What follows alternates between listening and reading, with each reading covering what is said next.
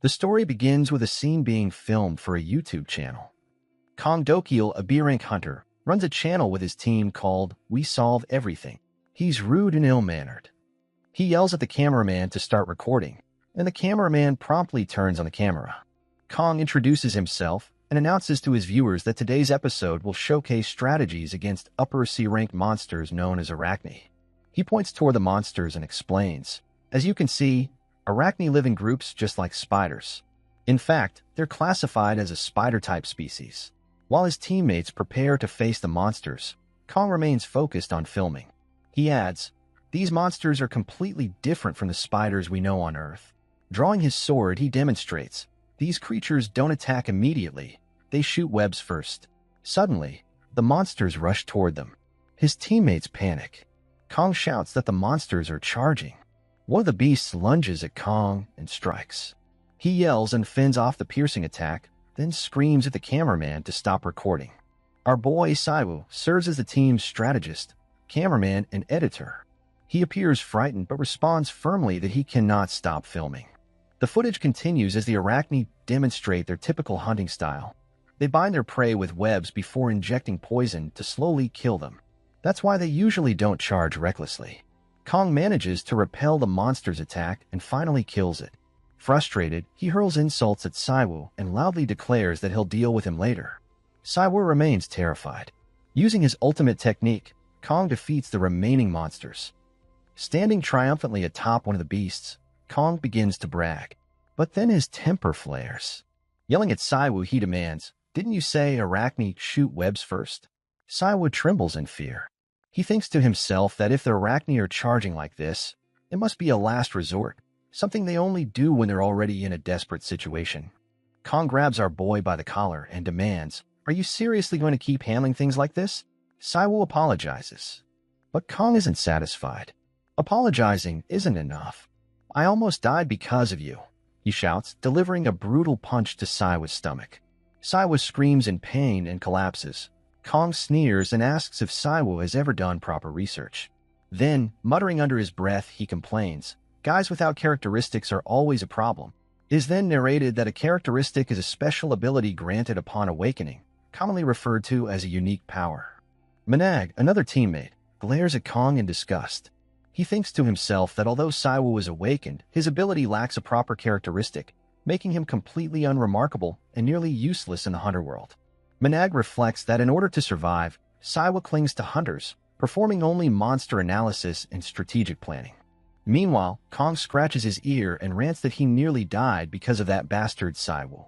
He brags that if he hadn't been there, the entire team would have perished. But his teammates remain silent. They're trembling with fear. Suddenly, a monster growls.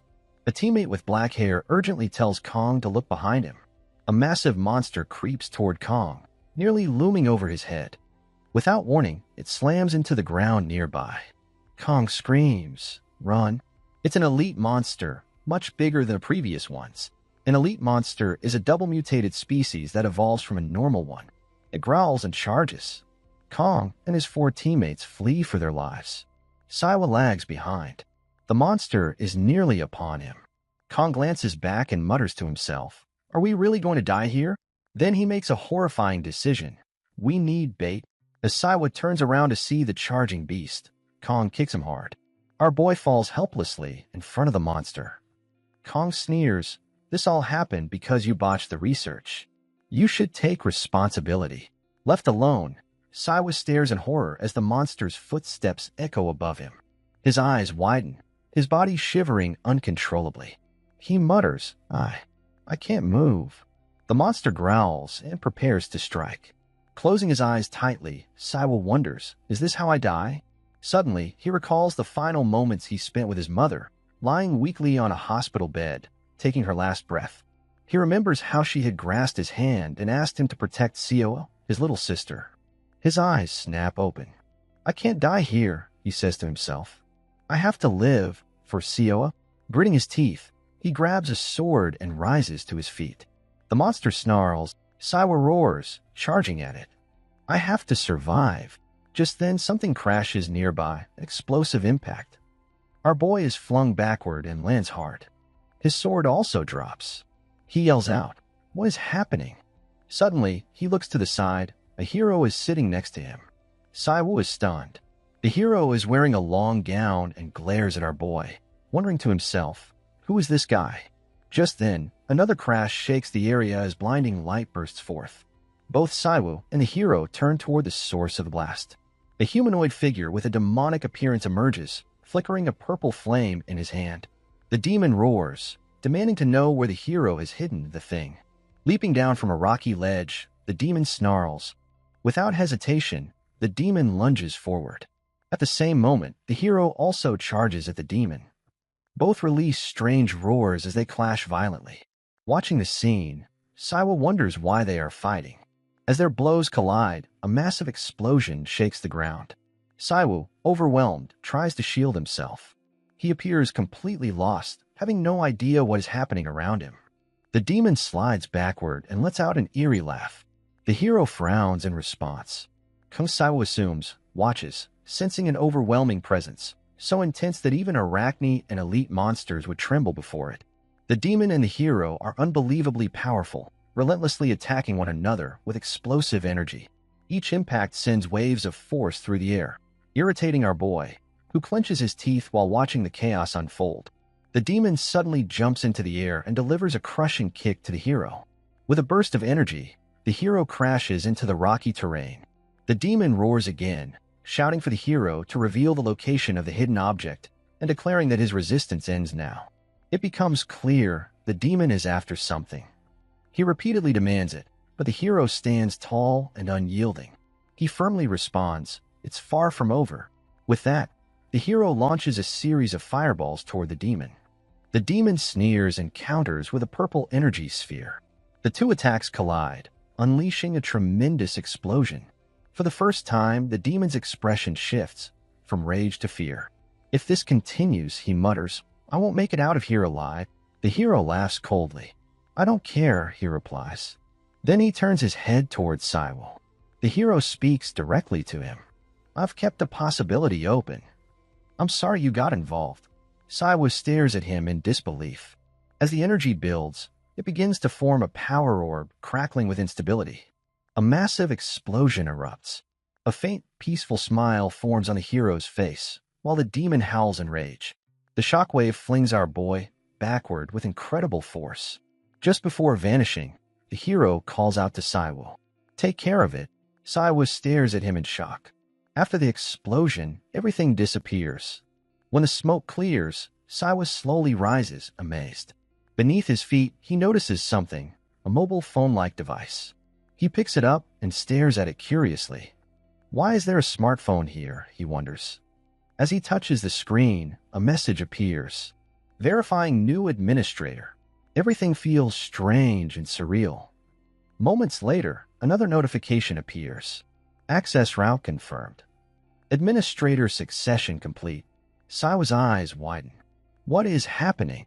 Suddenly, a series of ding-ding sounds chime from the device. The screen glows brighter as an unfamiliar app launches, GodTube. A message flashes. "Welcome, Administrator, to GodTube."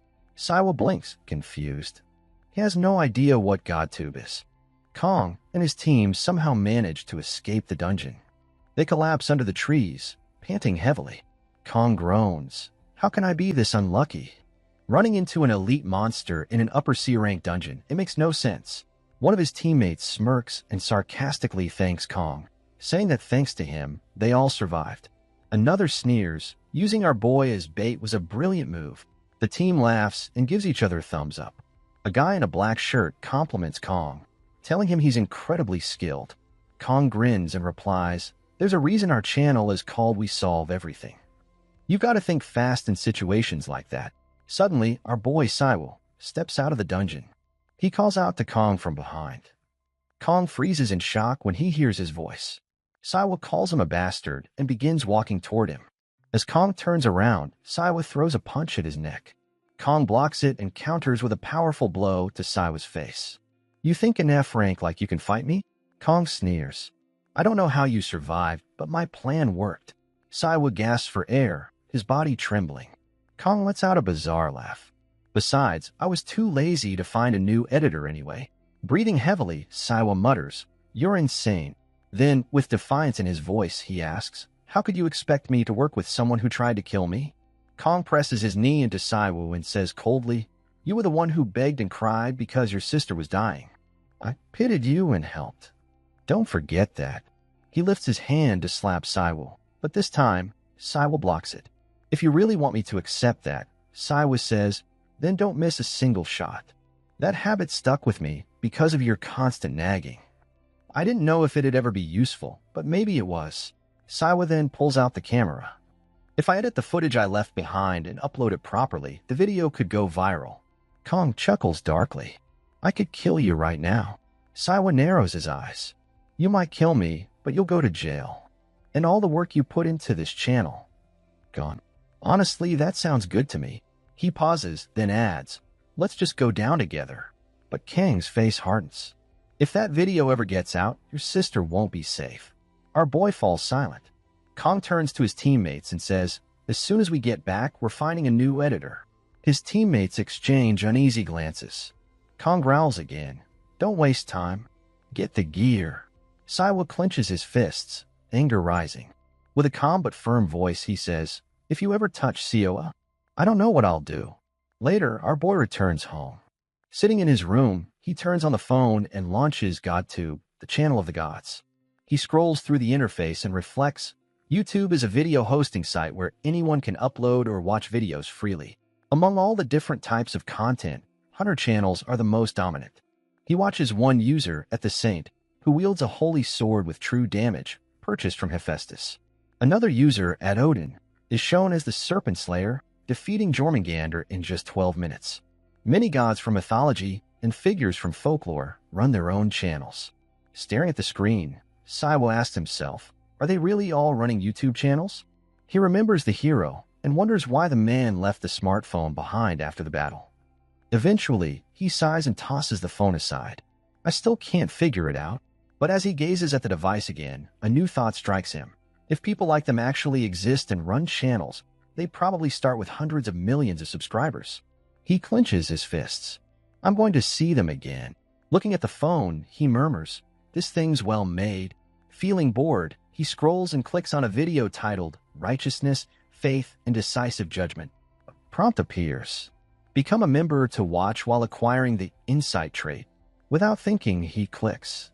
A new message pops up. You have subscribed to Zhuge Liang's channel. You have acquired Insight. Saiwoo blinks, surprised. He wonders, is an upper S rank just a theory? Supposedly, only the heroes who fought the invasion of the demonic realm, there were only 13 of them. Suddenly, an imaginary screen appears midair. Saiwoo stares in amazement. Did I just gain a power by subscribing to a channel? He looks at his hands. Nothing feels different. Maybe because it's Insight. If it affects perception or intelligence, it might not show right away. He squints at the screen. In a case like this, testing it visually might not help. Deciding to investigate further, he subscribes to a second channel, Hercules. The channel description reads, Personal Training Sessions. Today's workout, Demolishing Zeus' House. Saiwoo taps Subscribe. You have subscribed to Hercules' channel. You have acquired Super Strength SS rank. Now he's subscribed to 2 channels and has 1 subscription left. Saiwoo is stunned. He punches the air in excitement and accidentally smashes his laptop. Saiwoo shrieks loudly, overwhelmed, and wonders if he has really acquired an SS rank ability. A notification pops up confirming Super Strength activated. Proficiency increased. Current proficiency, 1%. Sitting cross-legged, Saiwoo exclaims, this is amazing. I actually gained an SS rank ability just by subscribing. He scratches his head while staring at the phone, muttering, I still don't understand what GodTube even is. Another notification appears. Insight has slightly increased. Proficiency, 0.1%. Saiwoo grips the phone tightly and gazes at the screen. Do I have to reach 100% proficiency to fully unlock the upper S rank trait by training with Hercules? Curious, our boy clicks on Hercules' video. It begins with a hulking, muscular figure, Hercules, landing in a city. He wears a lion mask on his head, and the people scatter in fear. Hercules lifts a massive pillar with ease and shouts, I love this tingling feeling. Energy bolts crackle around him as he roars strangely, terrified. Saiwa shrieks, and his phone nearly slips from his hand. "There's no way I'm doing personal training with that guy," he gasps, quickly pressing the unsubscribe button. Now I get why he only has one subscriber. But a message appears, subscription cancellation is unavailable. From within the screen, Hercules points directly at Saiwa. "You weakling," he growls, laughing. "You came here willingly. Don't think you can just walk away?" Panicking, Saiwa taps unsubscribe repeatedly, but the same message keeps flashing. Subscription cancellation is unavailable. Once a subscription is used, it cannot be canceled. His temper flares. "Why the hell is cancellation impossible?" he yells, furiously tapping the screen again. Another notification appears. You have subscribed to 2 out of 3 channels. The video ends with Hercules smirking. "See you tomorrow," he says. "Get ready to train." Suddenly, Saiwa's actual phone rings, pulling him out of the madness. It's Kong Dokyo. Saiwa mutters angrily. "Why is he calling me?" He answers with irritation. "What do you want?" Kong laughs on the other end. "I can't believe you picked up. I thought you blocked me. What do you want, Kong?" "I'm calling to offer you a job. Did you just call to start a fight?" Saiwa snaps. "No, really. This is business," Kong insists. "You're not worth my time." Kong chuckles. "Weren't we just working together recently? I'm not messing around with you anymore." "Well then, how about this? The SH Group has offered a collaboration." That catches Saiwa's attention. SH Group, he repeats. South Korea's #1 company. Not long ago, their granddaughter awakened as a hunter with 2 S-rank characteristics. As Kong talks, Saiwa processes the information. So SH Group is finally entering the hunter industry? "They're testing the waters with my channel," Kong adds proudly. "This collaboration is their first step." Saiwa replies bluntly, "I'm not interested." Kong pushes further. "What if I said 5 million won per video?" Saiwa repeats, 5 million. His eyes narrow. Kong presses on. "Still not interested." "That's 10 times your usual fee. A win-win for both of us." "How much do you want, then?" Kong asks. Saiwa smirks. 50 million. Kong chokes. "Are you insane?" "That's about $40,000, Saiwa states calmly. Kong clenches his teeth in fury. He's figured out that SH Group is paying me a fortune. Suddenly, a notification pops up. Sharp insight has increased by 2%. Saiwa laughs and mocks him. "Should I guess why SH Group chose me and not another S-rank hunter?" Kong grumbles. "Go on." "It's because their granddaughter awakened with 2 characteristics. Chairman Hante-san won't just sit back. He wants her to learn the fundamentals of being a hunter." "And what's the foundation of being a hunter?" Saiwa asks. "Monster strategy," he answers himself.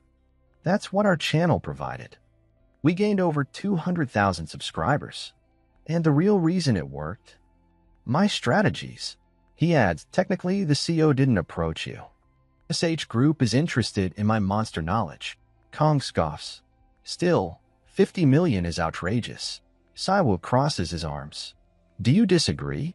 Kong grinds his teeth. "Fine. If I have to, I'll pay out of my own pocket. I'll take a loan if I must." He hits the speaker button and puts the phone down. Smirking, Kong mutters to himself, "If he won't do it, I'll find someone else." The next day, Kong takes our boy with him into a B-rank dungeon. The two exchange an awkward glance. Saiwa breaks the silence. "When are you going to deposit the rest of the money?" Kong, staring at his phone, replies rudely, "I told you. I'll send it after we're done." Then, shifting the topic, he abruptly asks, "When is Han Charon arriving?" Suddenly, the sound of footsteps from behind grabs their attention. A pretty girl approaches and introduces herself. "I'm Han Charon," she says. "I'll be joining you for this raid. Let's move." Saiwa watches her in surprise. She's stunning, but looks hard to approach. Still, he reminds himself, as long as I get paid, I'm good. Han takes the lead, and the rest of the team follows. Our boy silently reassures himself, just focus on the job. Soon, they come across a hulking beast. Its muscular frame reflects a dark, demonic light. "That's a dark troll," Saiwa mutters. Han studies the creature carefully. Kong chimes in, "Dark trolls are among the strongest upper-class B-rank monsters. They're almost capable of regeneration." He continues, parroting the strategy Saiwa had explained to him earlier. If you attack without knowing what you're doing, you'll die. Before he finishes, Han draws her sword and dashes toward the beast with remarkable bravery. With a swift leap, with a single strike, she takes down the monster, then lands gracefully on the ground. Kong and our boy stare at her in awe, and remarks casually, "That was easy." Kong laughs, impressed. "You understood perfectly, even though I only gave a rough explanation. You really are an S-rank hunter." "You're too kind," Han replies, a little awkwardly. Saiwa gazes at the weapon and asks, "That sword? It's one of the legendary Aurelian weapons, isn't it?" "Aurelianes, the world's greatest blacksmith," he adds. "How much does it cost?" Han glances at the sword. "About 20 billion won." Kong and Saiwa both freeze, shocked by the price. The intricate patterns along the blade seem to shimmer, almost reflecting the sword's worth. Pointing ahead, Han says, "Killing one troll isn't enough to get a full read of the situation. Let's keep moving." About an hour later, as they venture deeper into the dungeon, Han suddenly senses something. Looking up, Han mutters, "I'm getting a better sense of things now. Seems there are no more trolls. In other words, it's time to wrap up." Kong bows slightly and shakes her hand.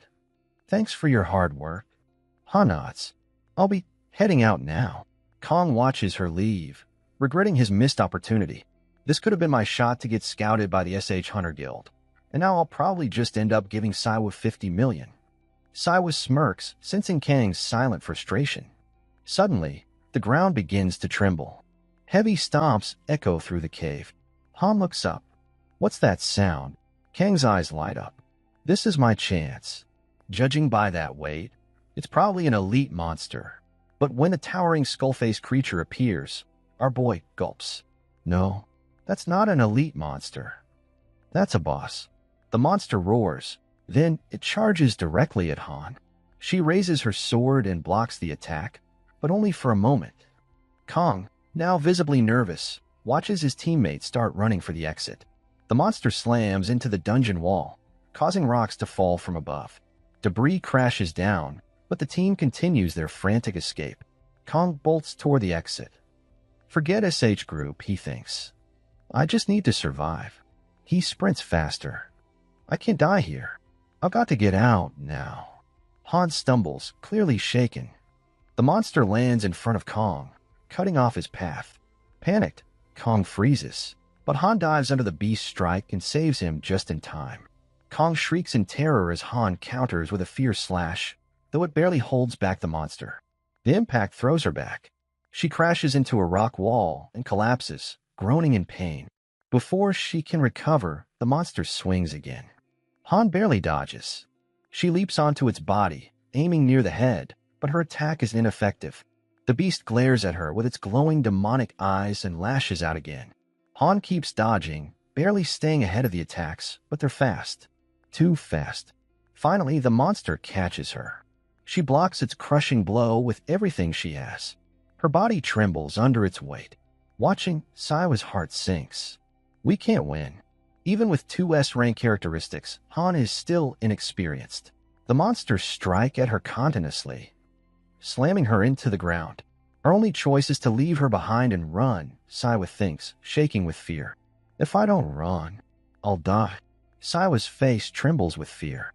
He wonders if he should trust the SS-rank super strength granted by GodTube, even though he still doesn't fully understand how GodTube works. Meanwhile, Kong is shrieking in panic.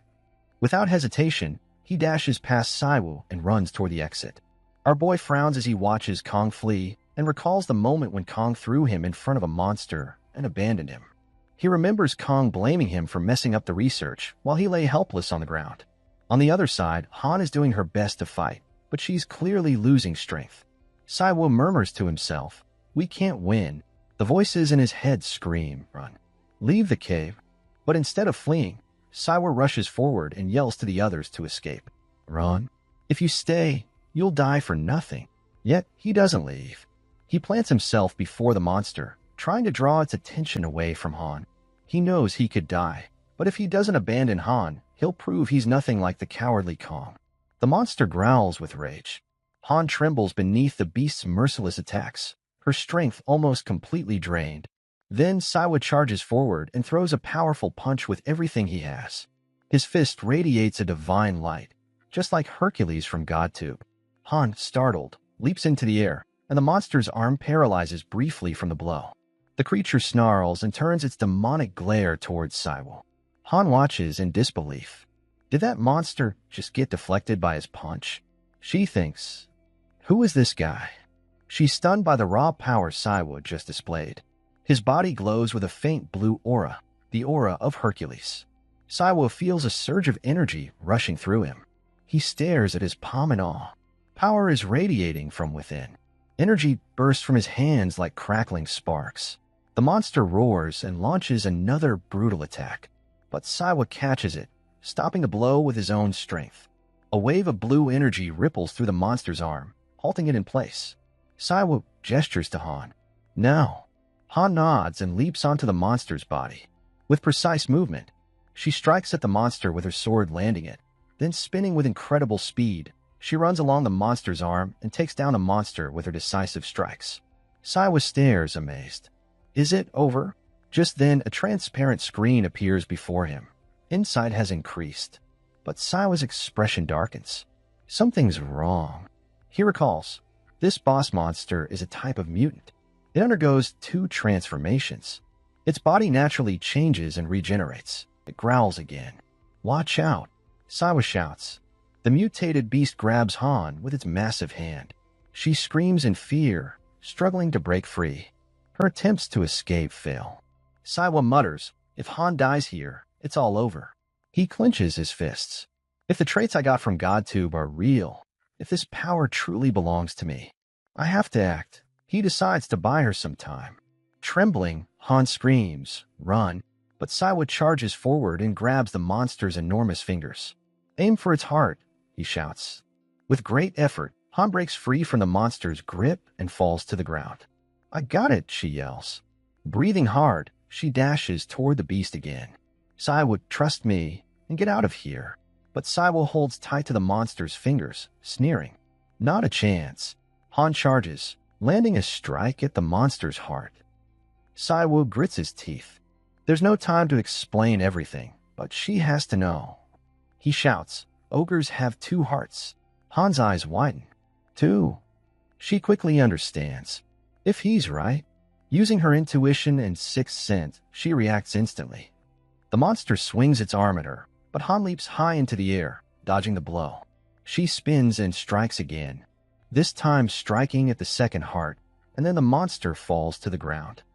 Saiwa charges forward, roaring, his body glowing with the intense blue light of Hercules. Han lands behind him as our boy leaps high and throws a crushing final blow, and finally defeats the monster with his powerful strike. Han wipes the sweat from her forehead and breathes deeply. They've won. She turns to call our boy, but suddenly collapses, falling unconscious. Han rushes over to him, worried. Without hesitation, she takes him to the hospital. Around noon, Saiwa slowly opens his eyes and finds himself lying in a hospital bed. Disoriented, he glances around, then freezes when he sees Han Charon sitting nearby. Saiwa stammers, "Why are you here, in the hospital?" Han replies calmly, "You were injured pretty badly, so I brought you here. Your muscles were torn, and your ribs were broken." Then she leans in slightly and asks, "More importantly, how are you feeling now?" She's sitting quite close to him. Saiwa feels flustered. He doesn't answer right away, and silently thinks she's way too close. Suddenly, Han touches his forehead. Saiwa blushes uncontrollably. He stares at her, completely speechless. "You have a bit of a fever," she murmurs. After a pause, she adds, "By the way, we haven't introduced ourselves yet." She looks at him expectantly. Saiwa quickly replies, "I'm Saiwa." He hesitates, glancing at her face. Didn't she already know my name? She must have seen my details when I was admitted. But Han smiles faintly and says coldly, "I wanted to hear it from you directly." Saiwa gives a confused look. Can she read my mind? He wonders. Maybe people weren't exaggerating when they said her 6th sense is an S-rank trait. Han continues, "I know you just woke up and must be confused. But I have a proposal." Saiwa blinks. "A proposal?" Han nods. "I want you to join my team." He's stunned. "Me? Join your team?" "Correct. It's because you helped defeat the ogre. Then, without hesitation, she adds, how about an annual salary of 1 billion won? Saiwa's eyes go wide. Wait, did you say 1 billion? She confirms with a nod. And you'll also receive a share of the profit from any monster parts we collect. Saiwa trembles with joy. This is insane. 1 billion won salary plus loot shares? Han goes on. I also heard your sister is suffering from hemathanatos, and she's being treated at SH Hospital. I can cover her treatment while she's there. Saiwa narrows his eyes. And what do you want in return? Han answers plainly, I want you to develop monster strategies for every raid I participate in. After delivering her proposal, she stands up and leaves the hospital room. The ward lights are dim. Saiwa lies in bed, resting. Did I make the wrong decision? He wonders. He recalls rejecting her offer earlier. In response, Han had said, let me know if you change your mind. You saved my life, so I'll still cover your sister's medical bills. Saiwa stares at the ceiling, thinking, I'm going to trust the potential of GodTube, the insight and super strength I gained there. This power might be real. He reminds himself, GodTube is legit. It's a channel of the gods, so powerful that even S-rank hunters can't compare. He sighs, trying to reassure himself. There's no need to rush into a deal. I shouldn't tie myself down when I have this much potential. My priority is to find a way to cure Sioa's illness. Saiwa thinks of Ming Sioa, his little sister. Years ago, she was caught in a dungeon break and contracted hemathanatos, a rare disease where the blood dies. Modern medicine can't cure it. At best, it can only manage symptoms. Maybe if I gain more traits through GodTube, maybe I can cure her. But then comes the reality. The ingredients for treatment are ridiculously expensive, especially for rare diseases. I'll need a lot of money, he mutters. He sits up and grabs his scratched-up laptop. First things first. I need to finish editing that 50 million won video. As he plays the footage, his eyes widen at the sight of Han's sword.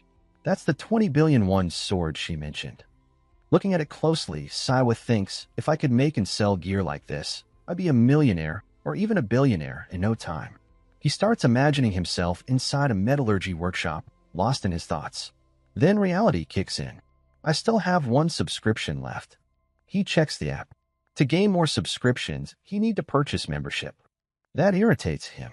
He scowls at the screen. Membership cost 100 million won. There's only one answer, he says to himself. I need to learn metalworking and start making weapons. Scrolling further, he finds a user named at Hephaestus. The video title reads, 99 rounds of reforging with Hephaestus, a challenge to reforge Thor's stolen Mjolnir. Saiwa uses his final free subscription. A notification appears. You have subscribed to the Hephaestus channel, SS rank, Divine Metallurgy. On the screen, Hephaestus appears, hammering glowing red-hot iron into shape. Each strike echoes with divine intensity. Hephaestus roars, you can't fear failure when reforging. In the video, he adds gruffly, kids these days lack guts. But you, Saiwa, prepare yourself. Your weapon might break. Saiwa grows anxious. Why should I expect my weapon to break? And why do all these gods act so strangely? Another screen notification flashes. Flawed knowledge in metallurgy corrected. Divine metallurgy proficiency slightly increased. A few days later, in the morning, Saiwa is deep into his workout routine. He's hanging from a pull-up bar, performing one-handed pull-ups. His physique has noticeably improved. He's leaner, stronger, more energetic. A pair of nurses stand at a distance, watching him. He looks a lot more toned now, one nurse says. The other shrugs. I didn't really notice. Overhearing them, Saiwa wonders, am I really that toned now? The younger nurse continues. The doctor said his recovery has been unbelievably fast, even for a hunter. He might be discharged tomorrow. Saiwa is caught off guard. Tomorrow? That's sooner than I thought. He mutters to himself, I better squeeze in a few more workouts before I leave. Suddenly, another notification appears. Super strength proficiency slightly increased. Current proficiency, 1.01%. Saiwa thinks, if I overuse super strength, my muscle fibers could tear again. I can't afford to slack on my training. Just then, Sio arrives. She calls out to him cheerfully from behind. Saiwa turns and smiles warmly at the sight of her. I heard you're being discharged tomorrow, she says. Yeah, Saiwa replies with a grin. Looks like I'm getting out sooner than expected. Sioa takes a deep breath. When you were first brought in, you were in such terrible shape. I was so worried. She pauses, then adds, the hospital said you'd need at least a month to recover. How are they letting you out after just a week? Saiwa quietly notes she's upset I'm being discharged so early. He smiles and gently pats her head. Don't neglect your own treatment just because I'm leaving. You still need to stay strong. And don't worry about the money. Sioa nods. I know. And I'm thankful to Han. Because of her, I'm getting treatment for free. At the mention of Han's name, Saiwa chuckles. Sioa continues, she even asked me to be her friend. She said I remind her of her younger sister, even though she doesn't have one. Saiwa raises an eyebrow. Wait, you met Han? Sioa giggles. Of course. She's visited me a few times. Saiwa scratches his head, embarrassed. She came to visit you, and I missed it? How? She usually comes when you're out exercising, Sioa explains. She always asks how you're doing. Saiwa falls silent, thoughtful. Even though she's busy with SH Hunter Guild duties, she still made time to visit Sioa. Is she trying to recruit me? Sioa laughs teasingly. I think Han's interested in you. No way, Saiwa quickly denies. That's not true at all. Sioa rolls her eyes. You really don't get how popular you are, do you?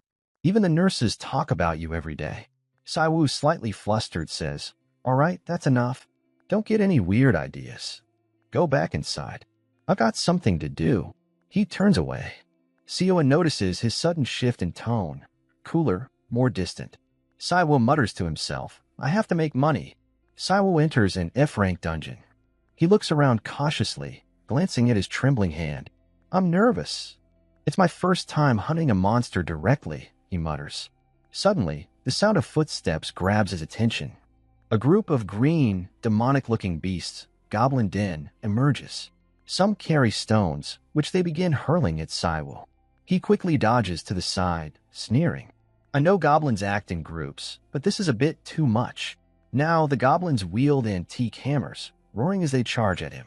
One goblin swings its hammer, but Saiwu evades the attack and counters with a powerful punch to its stomach. The goblin flies into the air. But I might be stronger than I thought. The other goblins freeze, stunned by their comrade's sudden defeat. Saiwa cracks his neck, rubs his wrist, and steps forward with a smirk. Come on, then. All of you. After defeating them, Saiwa gathers the goblin parts and heads to a metallurgy workshop. He dumps the pile in front of the shop and asks the owner of Sio's workshop, Sipelguang, how much can I get for all this? Sio, a young and handsome metallurgy specialist, scowls at the heap. I asked for materials, not garbage, he snaps. What are you expecting me to make from this? Saiwa says nothing, simply staring at him. Sio sighs. Fine, I'll show you how smelting works. Follow me and pay attention. He leads Saiwa inside. Hammering isn't just about strength, he explains. I spent most of my youth studying metallurgy. 20 years later, I became a specialist. As Sio hammers glowing iron, flames rise from the forge. Good materials don't guarantee A rank or S rank gear, he warns. You've got to know what you're doing. Saiwa watches, amazed. Sio isn't just skilled, he's passionate. He must have awakened with the craftsmanship trait. After a while, Sio hands Saiwa a hammer. I've shown you how it's done. Now it's your turn. Saiwa nods and steps forward. Sio stands behind, observing carefully. He's not here to commission a weapon, Sio thinks. He even offered to rent the workshop. No one's ever asked that before. He's the first. Out of curiosity, Sio had agreed. As Saiwa begins hammering, Sio studies his movements. People these days think metallurgy is easy, thanks to video games, Sio reflects. But it took me 20 years to get here. This kid probably thinks it's simple because of some YouTube tutorials. But as he continues watching, Sio's expression changes. Wait, I might have misjudged him. Suddenly, the door bursts open. Kim Soen, CEO of Soen Trading Company, steps in carrying a large bag. Sio, still inspecting a sword blade, glances up. Is that you, Kim Soen?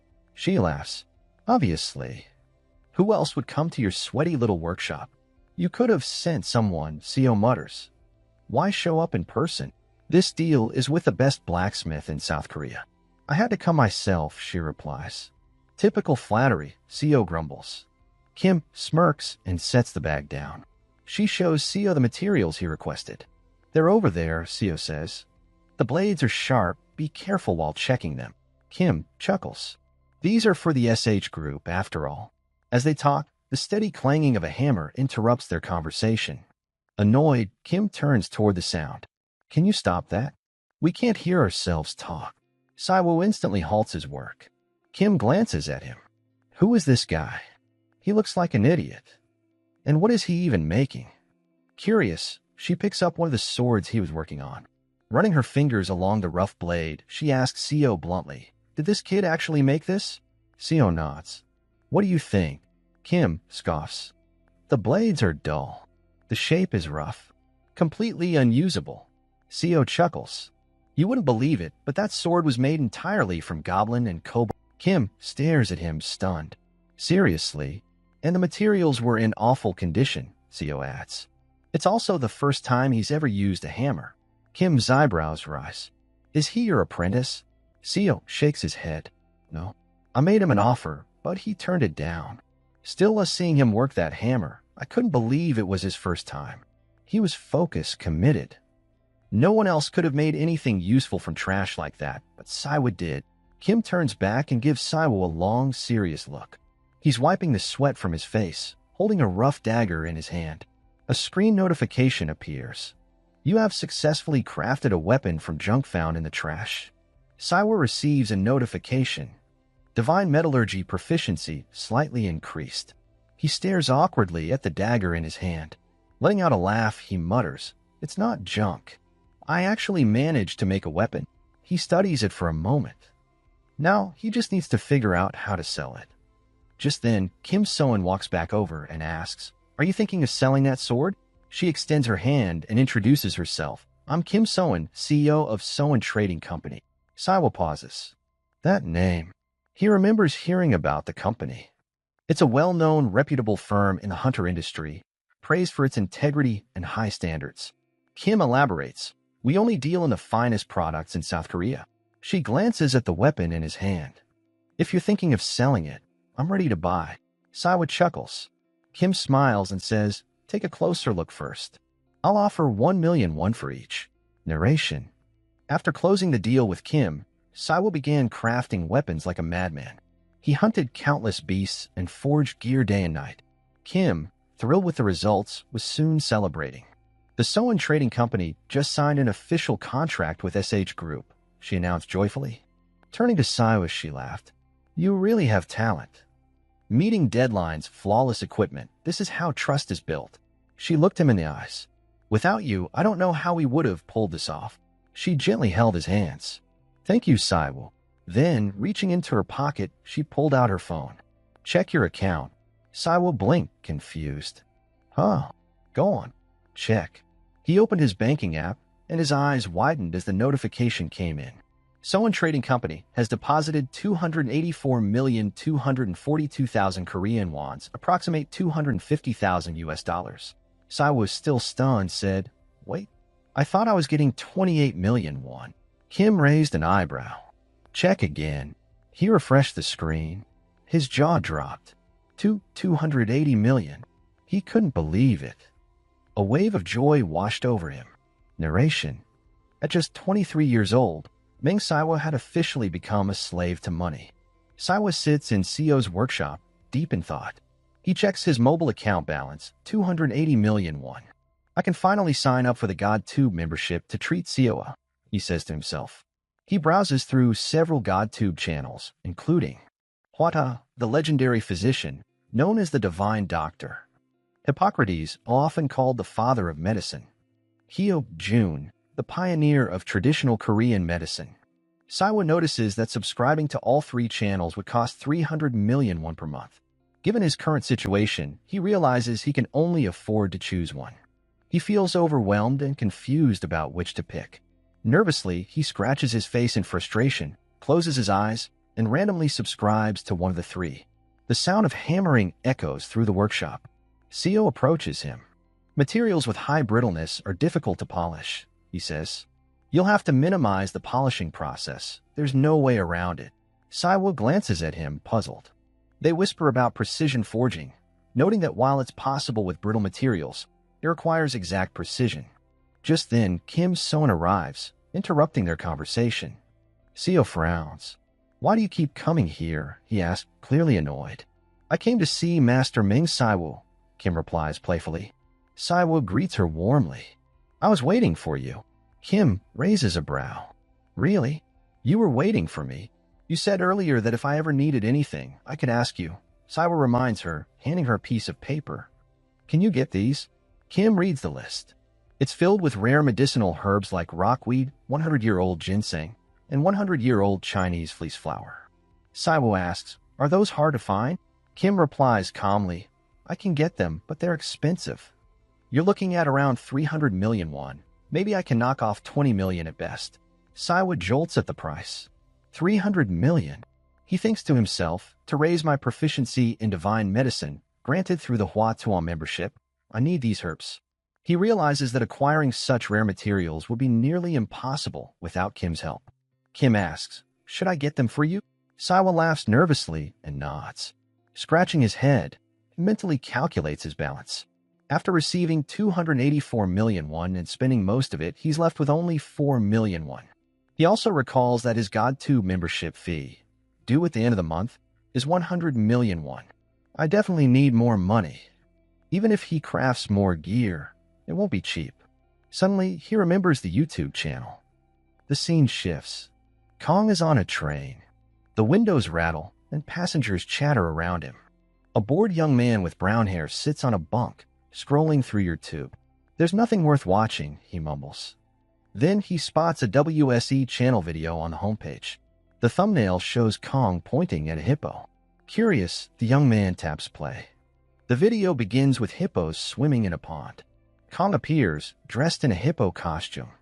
He cheerfully says, "Did you know hippos are not related to horses?" The brown-haired viewer raises an eyebrow. Kong gestures toward the hippo, explaining, "This monster is called Hippodon. It's known as hippopotamus in some regions. And while the name originates from words related to horses, hippos are not part of the equine family." He adds, "They actually belong to the bovine family." He pulls out a red cloth and waves it in front of the hippos. First step to taking down a hippodon. Get its attention with red. He smirks. Though, truth be told, bulls and hippos don't react to red itself. It's about movement and agitation. The brown-haired guy watches skeptically. Kong flaps the cloth again. The hippos grunt, then charge toward him. As they approach, Kong mutters, "Step 2, just beat them up." The viewer stares blankly. Is that even a strategy? Kong runs headfirst into the stampede. The screen shakes. Dust flies everywhere. When the dust settles, then we see our boy is able to defeat all the monsters. Kong stands grinning and gives a thumbs up. "Easy, right?" he laughs. The brown-haired guy is stunned.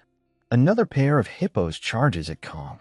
First, go for the head, then the belly, Kong instructs. He delivers a punch to the hippo's head, then its belly, then the back. The creature collapses. The viewer is now completely absorbed. Kang's strategies are weirdly effective. Kong addresses the camera. If this helped, smash that like button and subscribe. And don't forget to turn on notifications. The viewer scrolls down and reads the comments. Kong is insane. How is this even possible with bare hands?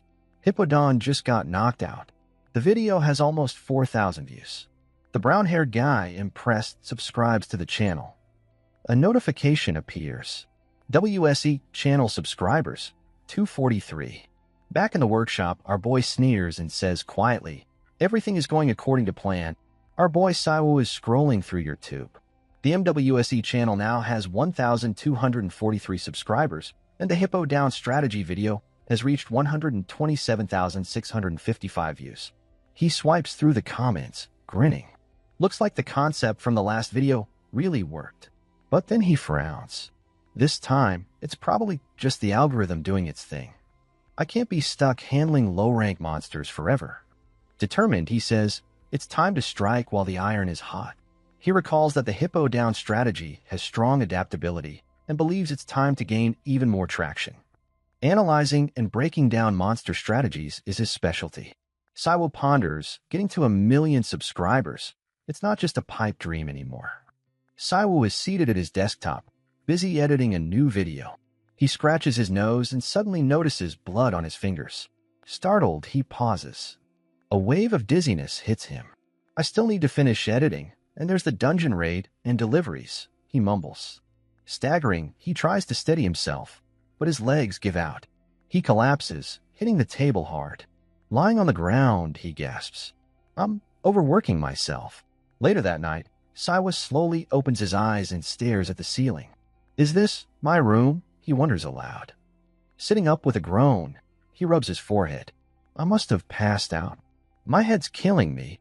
He thanks Hercules' super strength for keeping him from anything worse. Picking up his phone, he mutters, I really need to get back to editing. He glances at the time. 4:30 a.m. Saiwa shrieks. I was out for a whole day. He slumps forward. At this rate, I'll die from overworking before I even make any money. The next day, Saiwa visits Eden Cafe, sipping a smoothie while browsing applications on his phone. I didn't expect to get so many applicants, he mutters. Must be the decent pay. He reviews the job post. Base salary of 3 million won, plus incentives based on views. I need someone who can actually make money for me, he thinks. One video catches his eye. Impressive sound effects, well-timed humor. This guy edits better than me. He checks the time. Why hasn't the applicant shown up yet? The creator of the video is named Park Dyaku. Saiwa feels a bit tired. He reads over the messages he sent yesterday. Can we meet at Eden Cafe tomorrow at 1 p.m.? Park confirmed. Saiwa sighs. Must be some old guy. Probably going to show up late, apologizing. The clock hits 1 p.m. Still no sign. Frustrated, Saiwa texts again. Where are you? No reply. Hasn't even read the message, he groans. Maybe he's on the way. He sets the phone aside and stares at the clock, tapping the table impatiently. Suddenly, a young woman approaches. Sorry I'm late, she says cheerfully. I'm here for the interview. Saiwa, visibly annoyed, freezes. She sees his expression and looks startled. I'm Park Dyaku, the YouTube editor applicant. Saiwa blinks. You're Park Dyaku? Wait, I thought she was going to be some old man. I'm really sorry, she continues. I was up late editing a video and forgot to pack lunch boxes for my younger siblings' field trip this morning. I rushed here without checking my phone. She bows again. I'm really sorry. Saiwa, softening, asks, Did you edit that video yourself? Park nods. Yes. I attached it with my application. You did that edit in one day? Actually, I uploaded it less than 3 hours after I started. Saiwa drops his head, stunned. 3 hours? Park tilts her head, confused by his reaction. After a moment, Saiwa looks up. Miss Park, when can you start? It takes me 8 hours to edit a video. She does it in 3. He grins. How much money can I make with that kind of speed? As I said in the job post, he continues, 2 videos a week is standard. Occasionally 3 with extra pay, of course. He extends his hand. Welcome aboard. Park looks a bit shy and doesn't shake it. She bows politely. Thank you for hiring me. I'll do my best. Suddenly, people outside start screaming and running. Dungeon break. Dungeon break. Saiwa and Park look around, startled. A dungeon break occurs when the magic inside a dungeon destabilizes, causing it to explode or release monsters into the city. A notification appears on a nearby screen. A dungeon break has been detected in a district name. It has been classified as a C-rank dungeon. Residents are urged to evacuate immediately. Saiwa smirks. Park, on the other hand, panics. Let's get out of here. We need to evacuate, she yells. Saiwa grins. Didn't you say you were ready to start working? Park stares at him in disbelief. Saiwa winks. Let's go make some money. He hands her the camera. Follow me. Park nervously clutches the camera. Where are we going? To the dungeon, Saiwa laughs. We've got content to shoot. They sprint against the panicked crowd, rushing toward the chaos. As the green demonic monsters spill into the streets, growling wildly, Park begins recording. She's shaken but focused. Saiwa rushes at the nearest beast. And just like before, our boy with a single strike takes down the monsters, while informing how to defeat these kind of monsters. Facing the camera, he smirks. If you like this, hit that like button, subscribe, and don't forget to turn on notifications. Turning back toward the horde, he mutters, "It's time to make some money." A helicopter arrives to assist the citizens in evacuating and to help manage the monsters threatening the area. The guards land and immediately instruct the people to move into the building so they can remain safe. Suddenly, the guards are startled to discover that a single person is defeating the orcs with swift and overwhelming strength. Within moments, Saiwu has neutralized all of the orcs, and he stands confidently among the defeated monsters, striking a light-hearted victory pose. After finishing the battle, Saiwu looks into the camera and cheerfully tells his viewers that if they enjoyed the video, they should remember to like, subscribe, and turn on notifications. Later, Dyaku watches the footage from home and appears extremely surprised as she scrolls through the comments. For some reason, Saiwu has become incredibly popular, receiving a large number of positive remarks from viewers. Not only that, but Saiwu's channel, World Conquering Man, has now surpassed 2,110 subscribers, and the video she just edited and uploaded has already gained more than 3 million views. Although Dyaku edited Saiwu's video, she still doesn't fully understand how he became this popular, but she is certain about one thing. Her boss is truly a unique and unpredictable presence on YouTube. She sighs in worry, wondering whether she can keep up with him and continue doing her job well.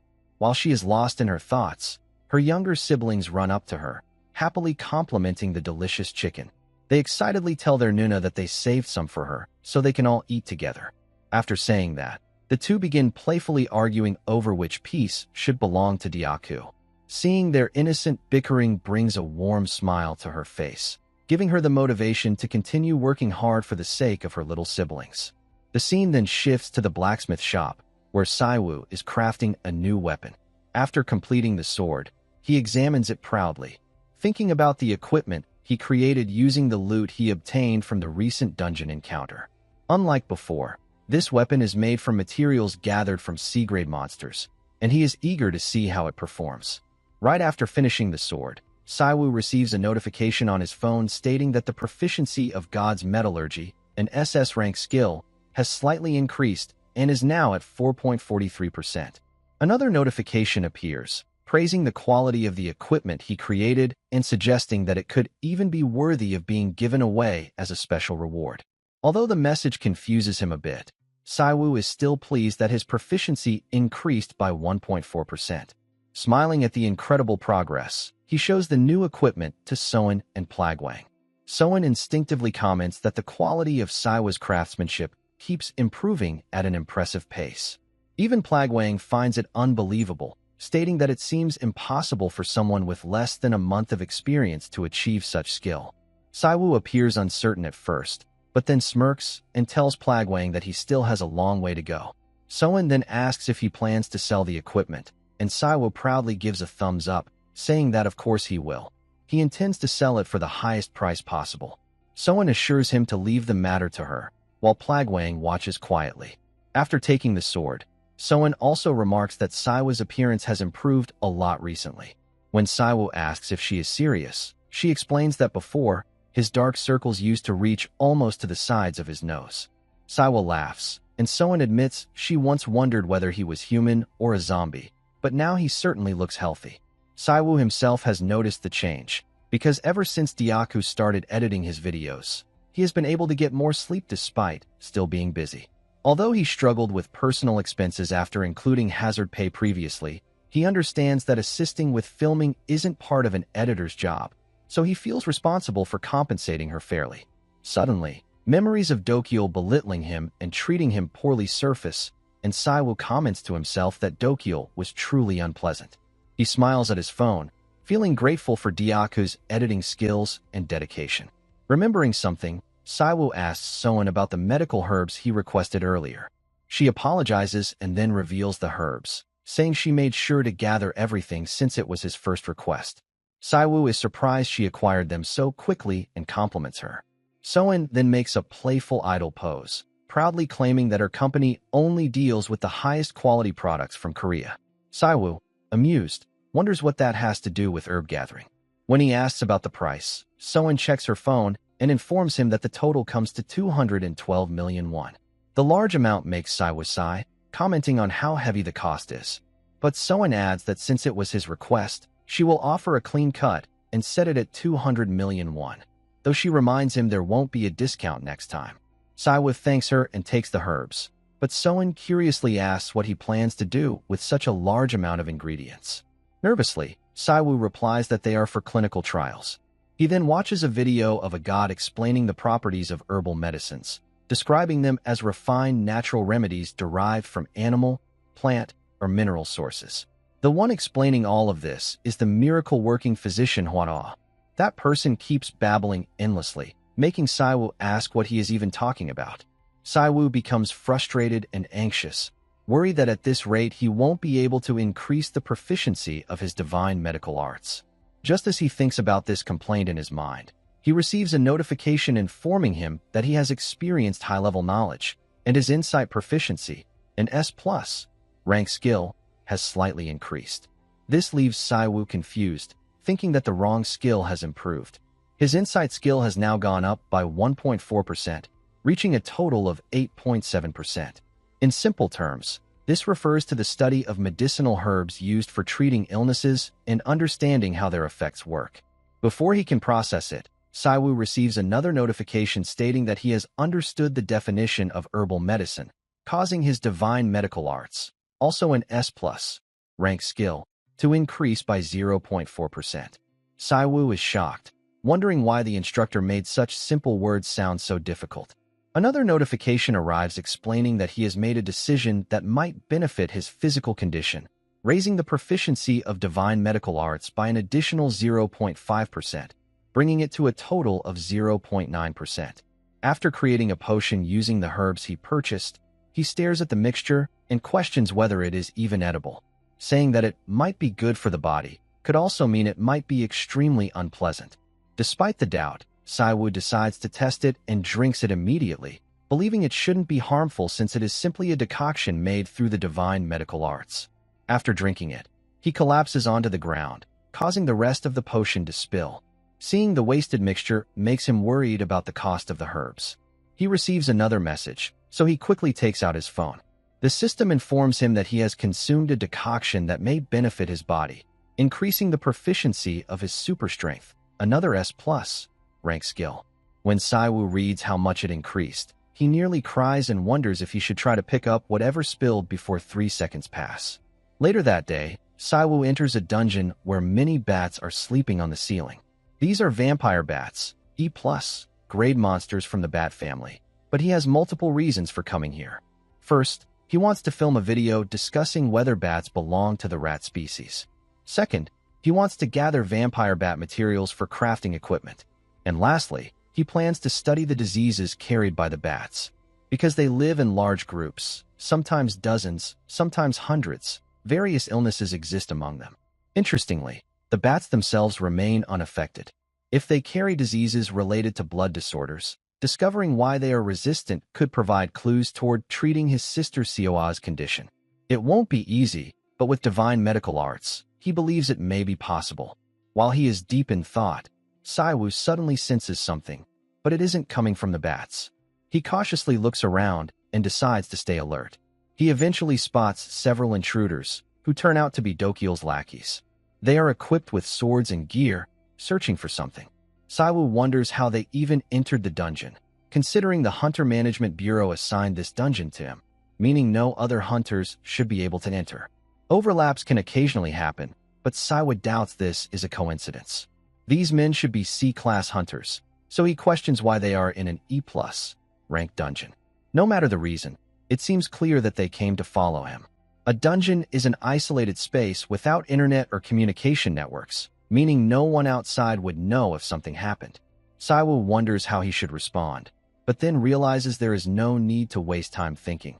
He can simply confront them and see for himself.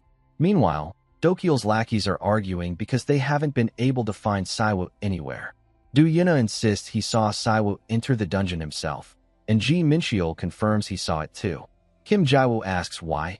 Then, they can't locate him. Mincheol suggests that maybe Siwoo is already gone, and Jaewoo laughs, agreeing. They believe Siwoo is a traitless awakener, weaker than an F class, so entering an E+ ranked dungeon only makes their job easier. Mincheol admits he doesn't know much, but comments that Saiwoo was at least smart enough to come up with a strategy for dealing with vampire bats. The three continue bad-mouthing Saiwoo, but after thinking for a while, Yuna says that after watching Saiwoo's video, it doesn't seem like Saiwoo relied only on strategy. Mincheol scoffs, saying the video must have used CGI. He even claims the dungeon might be a set rather than a real dungeon. Jaiwoo agrees, until they suddenly hear Saiwoo's voice behind them. Shocked, they turn around instantly. Saiwoo stands behind Yuna and places a hand on his shoulder, asking calmly for Dokyeol's location. Terrified, Yuna stares at him, unable to understand how Saiwoo approached without being detected. Saiwoo says he didn't expect them to answer honestly, and he hopes they won't. The three immediately distance themselves and prepare to attack, demanding to know how Saiwoo appeared behind them. Jaiwoo charges towards Saiwoo, shouting that someone without a trait could never stand against them. But with a single strike, applied safely and without excessive force, Jaiwoo is knocked back and falls to the ground, startled and trembling from the impact. Saiwoo then comments firmly that he is going to defeat them all. The other two become shocked and curse at Saiwoo, but before they can even react, Mincheol is sent stumbling into the wall after being struck by Saiwoo. Yuna begins sweating and muttering in panic after seeing what happened to Mincheol, realizing that he can't win against Saiwoo again. He hurriedly tells Saiwoo to wait and says he will reveal everything he knows. However, Saiwoo refuses to listen and continues approaching, saying that he tends not to trust the words of someone who is still unharmed. After giving Mincheol a firm warning, Saiwoo asks if Dokyeol ordered them to give him a lesson. Mincheol nervously confirms it, but Saiwoo questions why he dropped the honorifics, scaring Mincheol into correcting himself immediately. Then Saiwoo asks why Dokyeol is targeting him. Mincheol hesitates, admitting that he truly doesn't know the reason, which makes Saiwoo clench his fist in frustration. But it becomes clear that Mincheol genuinely has no information. Taking a breath, Saiwoo asks for Dokyeol's location. Mincheol hesitates again, so Saiwoo quickly tells him to forget it and orders him to escape with the other two. Mincheol becomes confused and instructs him to deliver a message to Dokyeol. If Dokyeol continues acting this way, he will face the same consequences. Then, unexpectedly, Saiwoo grabs Mincheol by the face, asking if delivering the message is really that difficult, before giving Mincheol another rough reminder of the situation. Later, after being patched up, all three return to Dokyeol, who watches them in silence. Suddenly, Saiwoo appears, smirking and remarking that it has been a month since they last saw each other. Mincheol and Yuna become terrified, quickly trying to explain to Dokyeol that everything was a misunderstanding and that they had no choice because Saiwoo forced them. Hearing this, Saiwoo puts an arm around Yuna's shoulder and gives a thumbs up, saying that Yuna's plan to lure Dokyeol out worked perfectly. This makes Yuna even more terrified as he tries to explain that he is being framed, but Saiwoo continues stirring things up, claiming that he will make sure Yuna's request to defeat Dokyeol comes true. Yuna panics and runs away, and seeing this, Mincheol and Jisoo also flee while apologizing to Dokyeol. After they leave, Saiwoo smiles and taunts that Dokyeol is all alone now, then adds that this is what happens when someone mistreats their own people. Saiwoo asks Dokyeol how poorly he treated them that they supposedly begged Saiwoo to confront him. As Saiwoo continues speaking, Dokyeol cuts him off, demanding to know how someone who is only an E-class hunter could possess such power. Saiwoo casually replies that he isn't sure himself, and then asks why Dokyeol has been targeting him. Filled with anger, Dokyeol refuses to answer. Saiwoo smiles at that response and immediately charges toward him, attempting to land a punch, but Dokyeol blocks it with his sword. Saiwoo repeats his usual line that he doesn't trust the words of anyone who still has all their strength available. After Saiwoo lands a clean hit, he realizes that Dokyeol is completely different from the others. Still, since Dokyeol is a B-class hunter, Saiwoo believes victory is possible. Dokyeol blocks another punch and swings his sword, but Saiwoo dodges, surprising him. Saiwoo steps back, prompting Dokyeol to begrudgingly compliment his reaction speed. Saiwoo taunts him in return, but internally he is scared. He knows that even a well-placed strike can shatter a weapon, yet he still lacks the skill to safely counter a B-rank hunter's blade. Even though Dokyeol's attacks are fast, they are predictable enough that Saiwoo can evade them. During the fight, Saiwoo suddenly recalls his past when he worked as Dokyeol's editor. Back then, He was treated poorly in the dungeon and ordered around for trivial things. He had watched Dokyeol's hunting footage hundreds of times while editing, analyzing his habits, tendencies, and movements. Because of that experience, Saiwoo is now able to dodge Dokyeol's attacks, and his S+ rank insight increases by another 0.5%.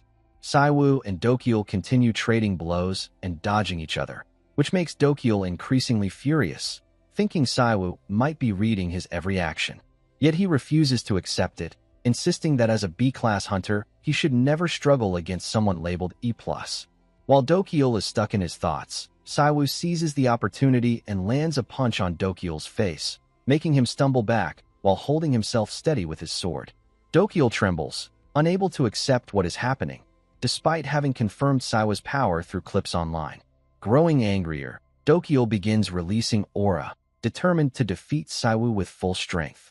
He forms an aura sword, startling Saiwoo, who realizes Dokyeol intends to go all out. Smiling, Saiwoo decides he has no choice but to do the same.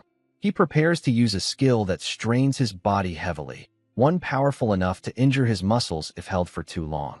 He chooses to go all in at once and charges straight at Dokyeol. Before Dokyeol can react, Saiwoo appears right in front of him, and Dokyeol fails to block the strike. Sometime later, the building collapses and officers arrive. A pink-haired woman orders the guards to secure the area and check if anyone is inside.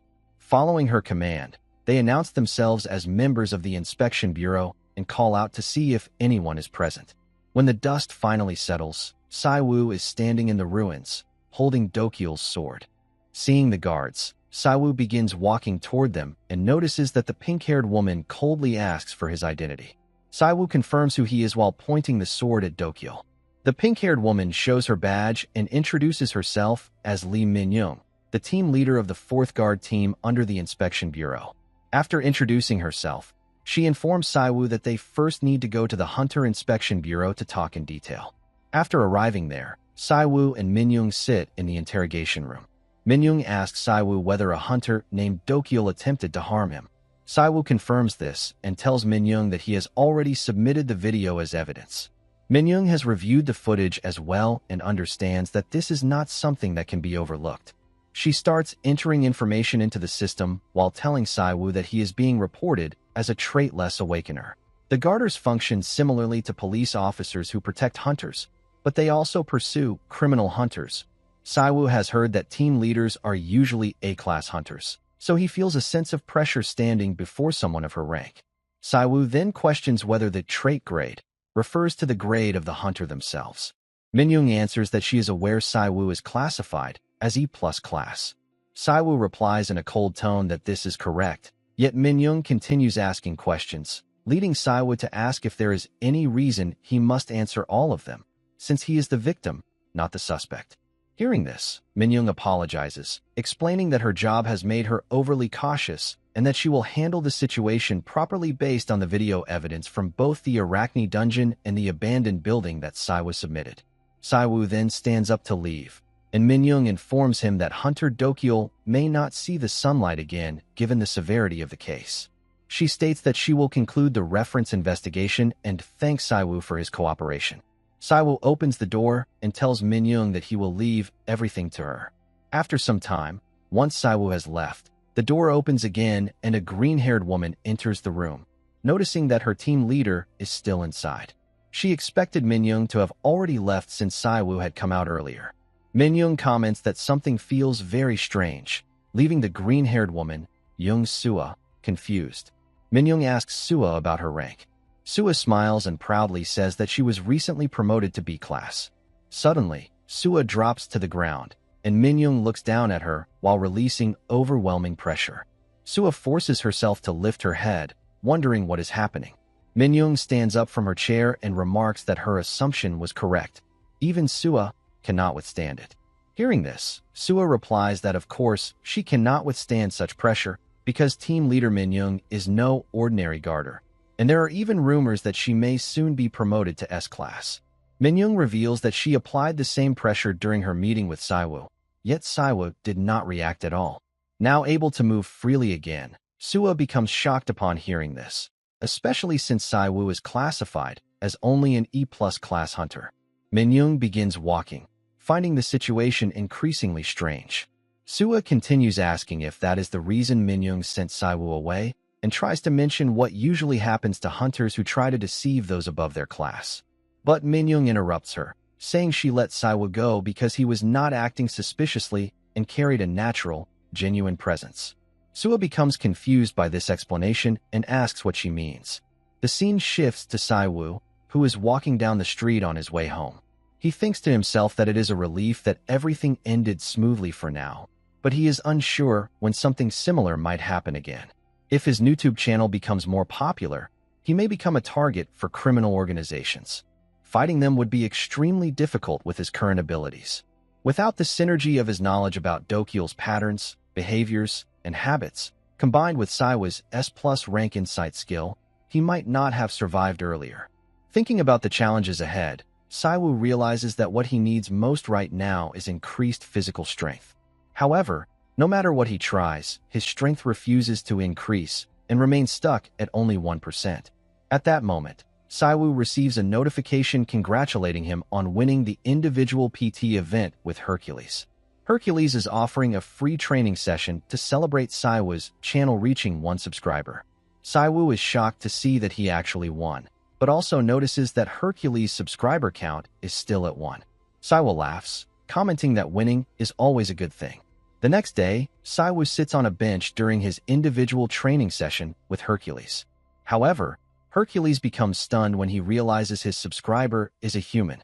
He asks how a human could possibly be subscribed to his channel. Saiwoo nervously asks whether this means the session will not work, but Hercules replies that this is not the issue. The problem is that he cannot personally give Saiwoo the PT session. Saiwoo assumes this means he will not receive the training, but Hercules immediately clarifies that this is not the case. He explains that he cannot travel to Saiwoo's location, so he cannot train him face-to-face. Hearing this, Saiwoo wonders about how he originally connected to GodTube and begins thinking about the blonde man who gave him the smartphone and the white-haired man Hercules was fighting. Hercules continues, saying that although he cannot correct Saiwoo's posture directly, he can still teach him through instruction, so there is no need to worry. Hercules declares that they will start immediately. Since Hercules can't afford to lose even a single precious subscriber, he begins explaining that the balance of Saiwoo's body is currently in complete disarray, especially the posterior muscles. Hearing this, Saiwoo asks if Hercules means the back muscles when he says posterior muscles. Hercules responds with visible disappointment and clarifies that the posterior muscles refer to all the muscles on the back side of the body, while the back muscles Saiwoo mentioned are only one part of them. Hercules then demonstrates by pointing out the latissimus dorsi and the trapezius muscles. After that, he continues explaining the triceps and the brachioradialis. Saiwoo becomes extremely shocked by all this information and immediately receives another notification informing him that he has learned about the proper muscle structure, causing his super strength proficiency to slightly increase to 1.02%. The scene then shifts to Hercules' side, where he explains that there are various types of posterior muscles, and because they are all located on the back, people often forget their importance since they can't easily see them. Hercules stomps his foot on the ground and instructs Saiwoo that these muscles are extremely important for maintaining balance during powerful movements, such as striking the ground. Saiwoo, stunned by Hercules' demonstration, asks what technique that was. Hercules proudly explains that the move is called Divine Combat Arts, a system he created by combining all his fighting methods into one organized discipline. He also reveals that he used this same art when he defeated the Hydra. Hercules continues, saying that the posterior muscles are essential in these techniques as well, since the lower body acts as the pillar that supports everything. He then asks Saiwoo what he thinks would happen if the pillars of a building collapsed during construction. Saiwoo replies that the building would fall apart. Hercules shouts that the same principle applies to the human body. Understanding this, Saiwoo immediately receives another notification saying that he has acquired physical science knowledge related to the super strength skill, raising his proficiency to 1.12%. Saiwoo is delighted, and Hercules decides to teach him the exercise routine that best suits him, instructing Saiwoo to watch carefully and follow along. Saiwoo begins practicing while Hercules explains that the basic breathing technique is to exhale when moving away from the ground. However, Saiwa thinks that the PT session is much more normal than he expected. Hercules quickly tells him that he doesn't need to focus too much on breathing and should simply exhale. Saiwa tries his best and asks for a reason, but Hercules replies that for now, someone as light as an anchovy should just do as instructed without questioning. Saiwa nervously agrees. During the exercise, Saiwa's super strength proficiency continues to increase and finally reaches 1.47%. The next day, Dyaku receives a message from Saiwa asking her to edit the new video. She thinks her boss is a good person, though a bit extraordinary, and sighs before clicking the attached footage to see what strategy he used this time. She plays the video and sees Saiwa wearing a bat costume, greeting his subscribers and introducing himself as the man who conquers everything in the world. The world-conquering man Saiwa explains that he is near a cave inhabited by vampire bats, and that he is here to film new content for the channel, a speedrun raid. For viewers unfamiliar with the term, he explains that speedrunning is the act of clearing a dungeon as fast as possible. As she watches, Dyaku considers where to add effects and transitions. But she still wonders why Saiwa chose vampire bats, since they live in large numbers and in dark environments with poor visibility, making it difficult to record a speedrun. Still, she knows this is exactly the type of challenge that brings Saiwa attention. In the video, Saiwa explains that after checking the current best records, he discovered that the fastest speedrun time was 58 seconds, achieved by S-Class Hunter Yuhana from the Firewitch channel. Today, Saiwa plans to challenge that record. He begins the speedrun, and Dyaku prepares to add a timer, but to her shock, Saiwa suddenly starts doing gymnastics, and then stomps on the ground, causing it to tear apart. The cave collapses into rubble instantly. Dyaku stares at the screen in disbelief, wondering if a cave can really collapse like that. Meanwhile in the video, Saiwa realizes he needed to gather ingredients, but despite that, he still completes the raid. Dyaku nervously questions what she is witnessing while reminding herself that Saiwa is still a good person. She edits the video and uploads it to the channel, and Saiwa comments that they got a great shot. The video quickly reaches 1.5 million views. Saiwa also notices that even Yuhana from the Firewitch channel, who has 41 million subscribers, posted a comment. It's clear that she rushed in panic upon hearing that her first-place record had been broken. Her comment alone draws massive attention, and if they ever collaborate, Saiwa is certain they could reach at least 1 million viewers. He then checks his smartphone to view his current super strength proficiency, which is now 2.1%. Saiwa happily notes that ever since Hercules' PT session, his proficiency has never increased this much before. He can already destroy the vampire bat dungeon with just 2%, so he dreams that if his power grows further, he might even be able to fight high-level monsters one day. With that thought in mind, Saiwa decides to ask Hercules to teach him the divine combat arts. After reaching home, Saiwa asks Hercules to teach him the divine art, but Hercules immediately refuses. Saiwa then asks if Hercules can at least teach it during their PT sessions, yet Hercules still says no. Saiwa questions why Hercules keeps refusing, especially since Saiwa won the event. Hercules simply nods and explains that those are completely different matters. When Saiwa asks how they differ, Hercules clarifies that individual PT training is one thing, while divine combat arts is something entirely separate, and their names alone should make that clear. More importantly, for someone like Saiwa, building muscle isn't the only challenge. The divine combat arts is a method specifically designed by Hercules to suit his own power, so without the super strength ability Hercules uses, Saiwa cannot perform it. Hearing this, Saiwa reveals that he is using Hercules' super strength. Hercules becomes confused and steps closer, asking if Saiwa is truly using the super strength ability. Saiwa confirms it and explains that it's because Hercules is giving him PT lessons right now. Hercules firmly replies that this is only individual PT and has nothing to do with teaching super strength. Saiwa is shocked, insisting that he still somehow learned the super strength skill. Hercules finds this impossible. Saiwa is equally puzzled because he believed the traits of gods could be learned through GodTube. While thinking it over, he begins to wonder if what he learned is something different from Hercules' actual super strength.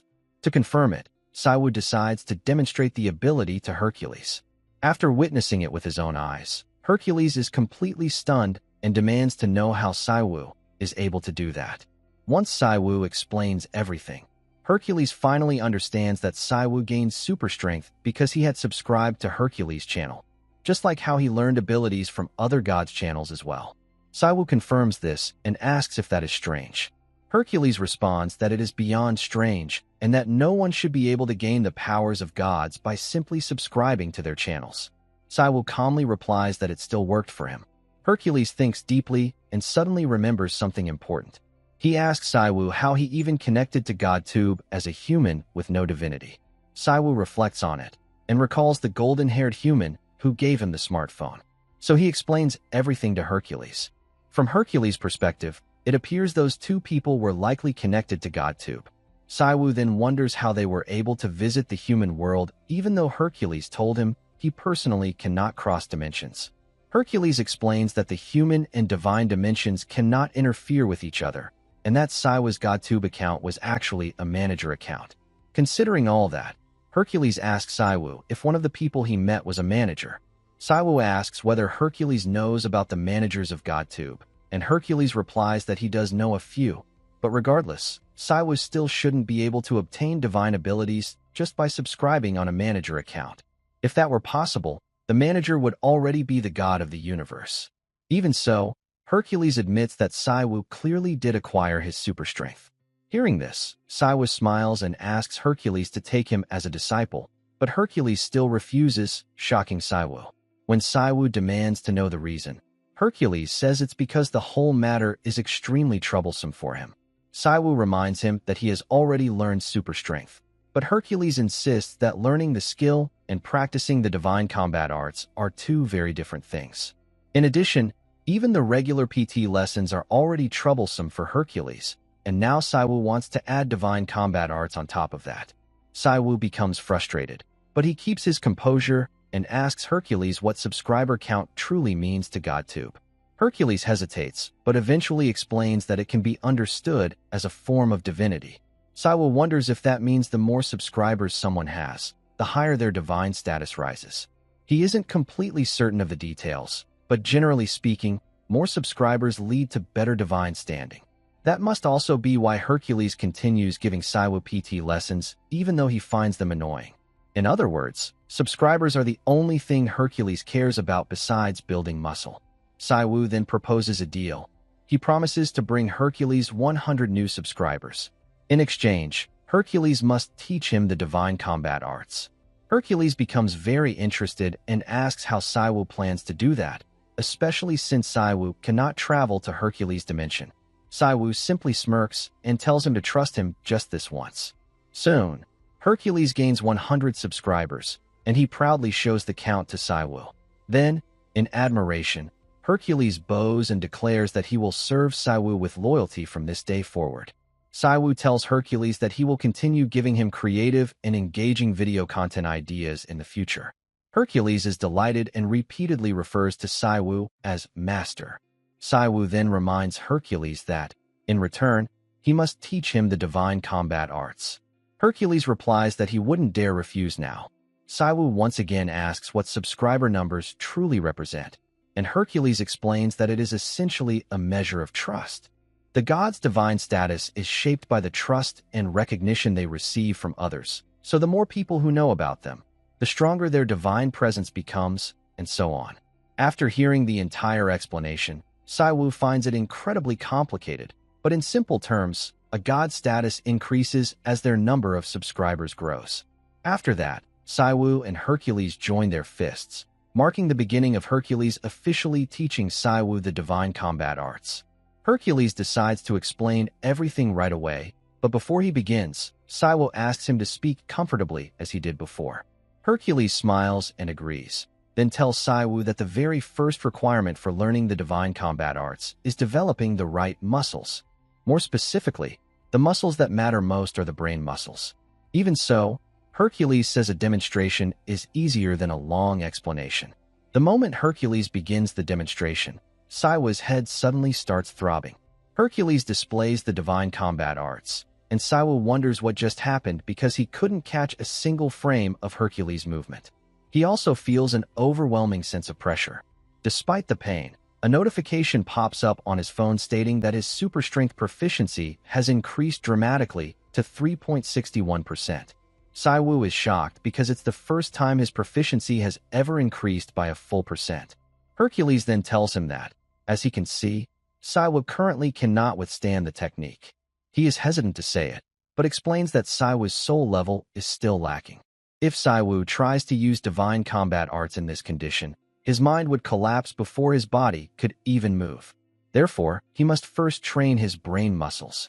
In other words, the brain muscles refer to the level of the soul, more intuitively described as mental strength.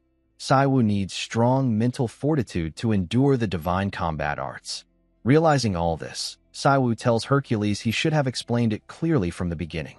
Hercules scratches his head, admitting that he doesn't usually talk very much. Saiwoo asks if he can still learn it. Hercules replies that normally it would be impossible, but considering Saiwoo's unusual abilities, it might be possible for him. Saiwoo becomes confused, so Hercules explains that it's because Saiwoo can obtain the powers of gods. Understanding the situation, Saiwoo thinks that if he can gain the strength of gods who specialize in mental power, he might be able to support Hercules' extraordinary techniques. Hercules recommends that Saiwoo master Kong's channel. Saiwoo asks if he means Confucius, and Hercules confirms it.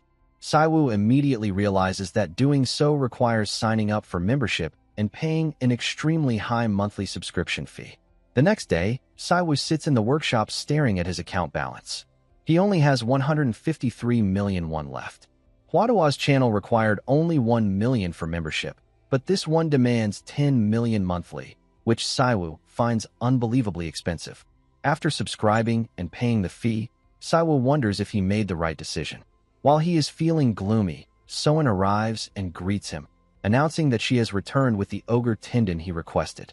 Seeing it, Saiwoo nervously asks if the price was 1 million, but Soen smiles and tells him the actual price is 113 million won. With tears in his eyes, Saiwoo pays the amount and thanks her. His account balance now drops to only 40 million won. Before leaving, Soen asks where he plans to use the ogre tendon. Saiwoo smiles and explains that he intends to craft new equipment. He walks to the counter, thinking that since an ogre is an A+ class monster, he cannot hunt one himself, not yet. But if he wants to learn the divine combat arts, he will need to keep paying 10 million won every month. That means he must craft high-quality equipment, sell it for profit, and also make some that he can use for his own training. The thought makes Saiwoo want to cry, wondering when he will ever be able to create something for himself. To him, money feels like his eternal enemy. Still, he decides to begin working. Saiwoo grabs his hammers, rolls up his sleeves, and prepares to forge the equipment.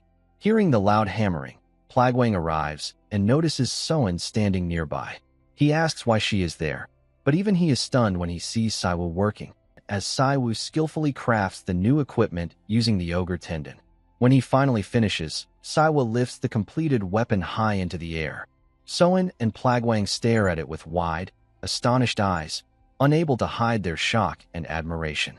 Saiwoo receives a notification stating that he has created a disposable product and that his god's metallurgy proficiency has increased significantly, now reaching 10.5%. Reading this, Saiwoo is shocked to realize that despite giving it his best effort, the result is still categorized as a disposable item. Plagwang is equally stunned and asks how Saiwoo managed to create equipment of such quality. Even Soen is amazed. Saiwoo smiles and looks at her, asking what price the item could be sold for. Soen becomes alarmed upon hearing that Saiwoo wants to sell something like this. She explains that the item is far beyond her ability to handle because none of their usual customers could afford equipment of this level. Hearing that, Saiwoo looks down at the gauntlet, realizing that there is no point in making it if he cannot sell it. He thinks about the costs he must cover: Confucius channel membership, Hwadoa's subscription fee, and Sioa's medicine, and knows it will be extremely difficult. Even so, Saiwoo tells Soen not to feel pressured and to go ahead and sell the gauntlets for him, since they are disposable anyway. Soen begins sweating nervously but smiles, telling Saiwoo that since he entrusted the task to her, she will do her best. She suddenly thinks of a strategy and asks Plagwang if she can borrow his name. Plagwang is confused, so Soen explains that she is planning to put the equipment up for auction. Saiwoo is also confused, since he assumed her reaction meant the equipment was practically useless. Later, the auction begins. The host introduces the next product, explaining that this is the item even Master Plagwang couldn't help but admire. The spectators immediately grow curious, knowing that Plagwang is a blacksmith recognized by Aurelian, which means the equipment must be extraordinary. The host pulls away the red cloth, revealing a pair of top-quality gauntlets made from ogre tendons, making them exceptionally durable. This ensures there is no need to worry about them breaking. The host continues, telling the audience not to be surprised. Since the gauntlets are made using tendons from an A-class monster, the appraisal results show that they can amplify the wearer's strength. The spectators gasp, shocked that the equipment can boost strength. They wonder if it is enchanted, even though enchanted equipment can only be crafted by Master Aurelian. Enchanted equipment refers to gear imbued with magical abilities. The host nervously clarifies that, unfortunately, the gauntlets are not enchanted. The amplified power is only a small amount, about 5%. Even so, the audience remains highly interested because equipment with a special effect is already extremely valuable, especially as auxiliary gear. Judging from their reactions, the host jokes that she might be in trouble if she drags things out any longer. She then announces the start of the bidding, beginning at 10 million won with increments of 5 million. The bidding jumps from 10 to 15, 20, 25, and 30 million won. It doesn't stop there, the price keeps climbing. The host eventually increases the increment to 10 million won, and when the bidding hits 100 million, she raises the increment to 50 million. The number keeps rising until it reaches 350 million won. The host smiles and asks if there are any higher bids. Suddenly, someone calls out a bid of 2 billion won. Everyone turns in surprise, and it turns out to be Chiron. Even the host is shocked at the price and nervously asks for any additional bids. Another voice responds, this time offering 2 billion and 10 million won. The bidder is none other than team leader Minyoung, causing the crowd to whisper in shock. The bidding continues as Chiron raises her offer to 3 billion won, and Minyoung counters with 3 billion and 10 million. Chiron immediately increases it to 4 billion won. Hearing that, the host anxiously asks if anyone wishes to bid higher, but no one does. After calling it twice, the gauntlets are officially sold to Chiron for 4 billion won. Chiron walks confidently through the crowd like a superstar as she claims her purchase. The scene shifts to Plagwang's blacksmith shop, where Saiwoo is trembling while staring at his phone. Soen is equally shocked, never imagining the gauntlets would sell for such a price. Saiwoo's account balance is now higher than what most people earn in a lifetime. He is delighted because although the winning bid was 4 billion won, even after deducting the 5% auction fee, taxes, and Soen's service charge, he still has 3.5 billion remaining. Saiwoo joyfully hugs Soen and tells her he loves her. Startled, she asks him to wait because he's squeezing too tightly. She tries to say she cannot breathe and begins coughing. Panicking, Saiwoo immediately lets go and apologizes, telling her he must have gotten overly excited. He then says he would love to give her something extra for her help. Soen smiles and politely refuses, reminding him that he already paid her service fee. And above all, she believes that it is thanks to Saiwoo that Soen's company has now become a VIP at the auction house, which is more than enough for Soen to feel grateful. Hearing this, Saiwoo asks Plagwang if he wants anything, but Plagwang politely declines, saying that Saiwoo was the one who created everything and that he himself did not contribute much. After hearing that, Saiwoo decides to teach Plagwang how to hammer using the Allegro rhythm, a technique Saiwoo recently learned from a Hephaestus video. Since there is also a 4-beat rhythm, Saiwoo plans to teach him that as well. Saiwoo then checks his smartphone and proceeds to pay the Confucius channel's membership fee. Although he is not thrilled about spending such a large amount, he understands that if he truly wants to learn divine combat arts, the subscription is necessary. He accepts that he cannot be stingy, even though the fee feels overwhelming. After subscribing, Saiwoo receives a notification confirming his membership. Later on, Saiwoo takes Seoa to dinner at a fancy restaurant.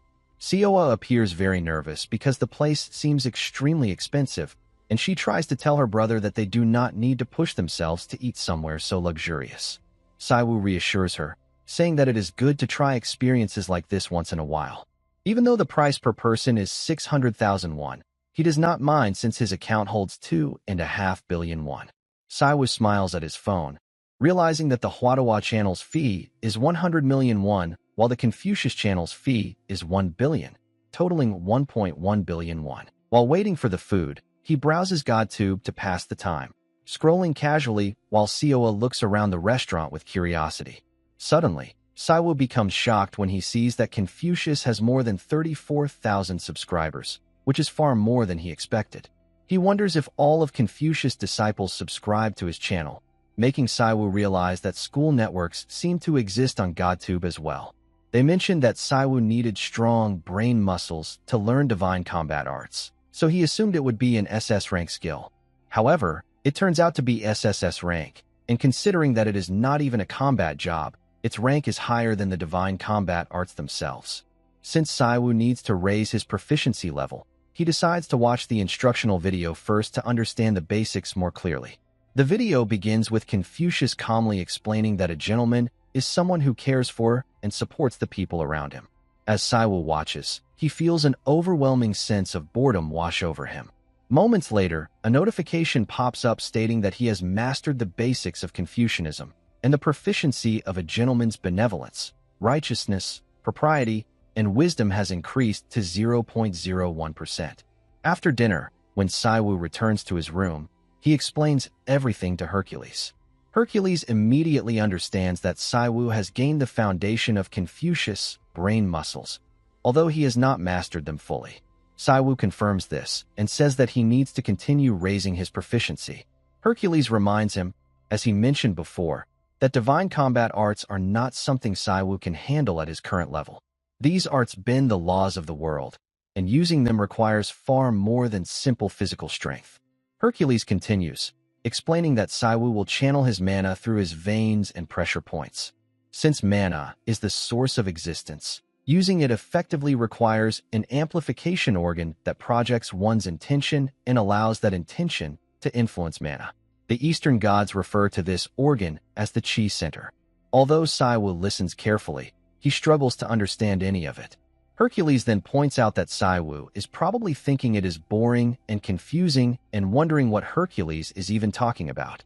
Hercules steps closer, startling Saiwoo, and tells him that what Saiwoo truly wants is to learn divine combat arts and gain power, not to study overwhelming theories. Hercules asks if he is wrong, and although Saiwoo wants to deny it, he knows he cannot. With no choice left, Saiwoo admits that Hercules is right. Hercules then explains that he has found a simpler way for Saiwoo to learn divine combat arts, and the answer lies within Saiwoo's muscles.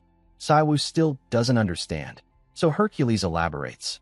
If Saiwoo's body is in poor condition, then his mind will struggle as well. When Saiwoo asks if it isn't supposed to be the other way around, Hercules ignores the comment and continues. He explains that as Saiwoo builds his muscles, he will naturally absorb the complex concepts through physical discipline, allowing the difficult knowledge to settle into his body rather than burdening his mind. Saiwoo listens anxiously, quietly absorbing every word. Later that night, at the SH Group's headquarters, Chiron is having a conversation with her grandfather in his office. He mentions that he heard she brought back a piece of equipment this time. Chiron confirms this and explains that she was extremely satisfied with it. Her grandfather then comments that he heard it cost 4 billion, and Chiron responds that although it cannot be compared to Master Aurelian's sword, it is still an excellent piece of auxiliary equipment. She feels as if her skills have advanced to a new level thanks to that single item. Her grandfather, Chairman Han Tae-san of the SH Group, smiles warmly and says he is glad to hear it. He tells her that if she needs anything else, she should feel free to ask. Chiron bows respectfully, thanking Tae-san, and informs him that she believes they can now begin preparing to hunt the S-rank dungeon. The next day, at the park, after a long training session, Saiwoo collapses onto the ground completely exhausted. He thinks to himself that he can't even keep up properly and has yet to learn the technique the right way. Looking at his smartphone, he sits up, feeling that there is no way he can raise his proficiency like this. Saiwoo falls into despair, doubting whether he can truly accomplish this goal or not. He watches a Confucius video where someone asks if there is a way to avoid losing a fight that one can never win. Confucius replies that it is possible if they simply never allow the fight to end. Taking a deep breath, Saiwoo stands up and closes his eyes to focus.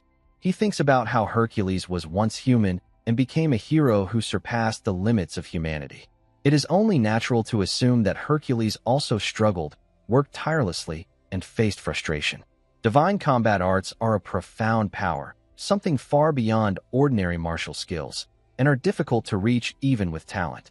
Since Saiwoo believes he lacks natural ability, the only thing he can rely on is continuous, unwavering effort.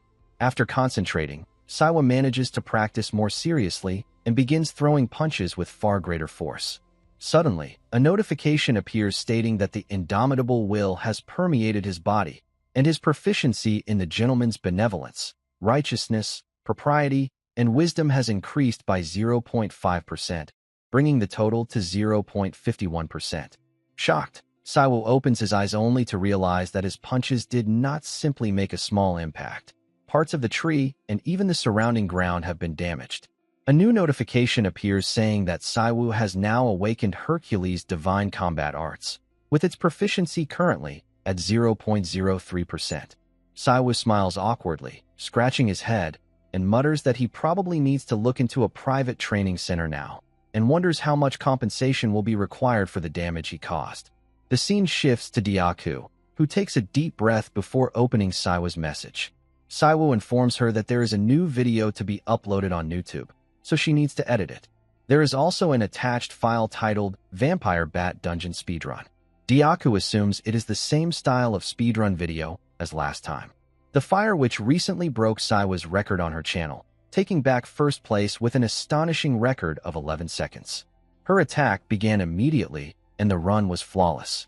Still, the fact that Saiwoo recorded another video with the same concept makes Diaku think something feels different. Holding her breath, she downloads and opens the footage. In the video, Saiwoo greets his viewers and welcomes them to his channel, World Conquering Man. He looks at his smartphone and explains that he heard a new record was recently set on the Fire Witch's channel, 11 seconds, an incredible achievement. That is why, he says, his goal today is to show viewers how to conquer the Fire Witch, Hannah, by beating her record. Diaku is stunned that he is talking about challenging Hannah directly. Saiwoo smiles and continues, saying viewers might wonder why he is suddenly discussing targeting Hannah. He admits that if he tried to confront her outright, he would likely be overwhelmed, so there is no way he would attempt it unprepared. Instead, today's strategy is to show how to surpass Hannah's first-place record. Cutting to the chase, Saiwoo focuses all his power into his leg and stomps the ground with a powerful strike. The force causes the ground to crack, and even the camera breaks from the vibration. Saiwoo looks shocked and confused, but Diaku notices another file. Saiwoo has actually sent her 2 videos. When she opens the second one, she is even more shocked. It shows the scene from a backup camera, clearly capturing Saiwoo's stomp, creating a massive impact that even affects the portal behind the camera. The cave floor collapses into a pit from the strike. Saiwoo then comments that, now that he thinks about it, he probably could have just practiced inside the dungeon. Diaku is left staring at her screen in disbelief, wondering what she has just witnessed. Then she notices the video's duration. It is only 4 seconds long. The scene shifts back to Saiwoo, who smiles while looking at his subscriber count, now surpassing 11,000, with more than 3 million views. Thanks to the divine combat arts, his viewership and comments have skyrocketed. At this rate, earning hundreds of millions of won is no longer a dream for Saiwoo. While scrolling through the comments, he notices several commenters talking about Chiron, claiming that she failed to clear a dungeon raid. Saiwoo feels a surge of anger, dismissing these as nothing but baseless rumors. However, he soon comes across another comment confirming that the incident was real. Shocked, Saiwoo immediately searches for more information and discovers that it indeed happened. Chiron's failure has caused a significant impact on the SH Group, leading investors to withdraw their funds and causing stock prices to plummet. After reading the articles, Saiwoo realizes that they don't provide any detailed explanation of her failure. Frustrated, he tosses his phone onto the bed, deciding that it has nothing to do with him. Right now, he is focused on his own endeavors and cannot afford to worry about her. He thinks to himself that Chiron will figure things out on her own. Meanwhile, on the top floor of the SH Group headquarters, Chiron steps out of Chairman Tayson's office. After leaving, she notices a green-haired woman approaching and stops. She greets her politely, addressing her as Director Han Mina. Mina greets Chiron in return, commenting that it has been a while, and notes that Chiron is her nephew. Mina smirks and asks if he has been doing well, guessing that Chiron must be on his way back after meeting the chairman. Chiron confirms this, and Mina informs him that she is here because the chairman has called an executive meeting due to the current chaos in the company. Stock prices are falling, and investors are withdrawing their funds. Chiron listens silently without responding. Mina continues, smirking as she taunts Chiron, explaining that none of this is her fault. It is the result of others expecting too much from her. She starts walking, whispering that Chiron should leave before she runs into her uncle's. Chiron remains standing there, torn and frustrated. The scene then shifts to Saiwoo, who is trying to administer medicine to his sister, Seoa. She hesitates, complaining that it is bitter and jokingly claiming that it must be what punishment tastes like. Saiwoo smiles, noting that his divine medical arts, ranked S+, has been steadily improving, and its proficiency is now at 20.47%. The medicine has become more palatable than before. After learning the gentleman mind skill, all of Saiwoo's traits have started improving. Not only have divine combat arts and super strength, both SSS rank skills, improved, but even God's metallurgy, an SS skill, has advanced. Insight, an S+ skill, has increased the most as it relates to all other traits. This makes Saiwoo appreciate the value of the gentleman mind skill even more. He looks at Seoa and notices that her complexion is also improving. She drinks the medicine and hands the bowl back to him, which makes him smile, seeing her recovery progress. If Saiwoo continues improving his proficiency in divine medical arts, he is confident he can cure Seoa's illness. However, the main obstacle is money. He needs to pay the monthly subscription fees for Huadawa and Confucius, which total 1.7 billion won, far more than the savings he currently has. Selling the medicinal decoction would be ideal, but medical supplies cannot be sold without proper certification. Saiwoo decides he will need Soen's help in this matter as well. As he contemplates this, a sudden knock at the door startles them. A man at the door asks if this household belongs to Saiwoo and introduces himself as Kong Min-jae, Charon's personal secretary. They allow him to enter, and after sitting down, Min-jae informs Saiwoo that Chiron wants to re-challenge the dungeon. Saiwoo immediately understands that she requires his help and asks if she wants him to devise a strategy. Min-jae confirms this, and, when Saiwoo inquires about the details of what happened inside the dungeon, apologizes, admitting that he hasn't been informed either. He only knows that Chiron insisted Saiwoo's assistance is absolutely necessary.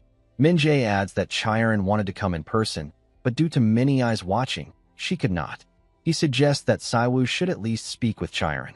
Listening to all of this, Saiwoo senses the surge of popularity he will gain once he participates in the raid mission alongside Chiron.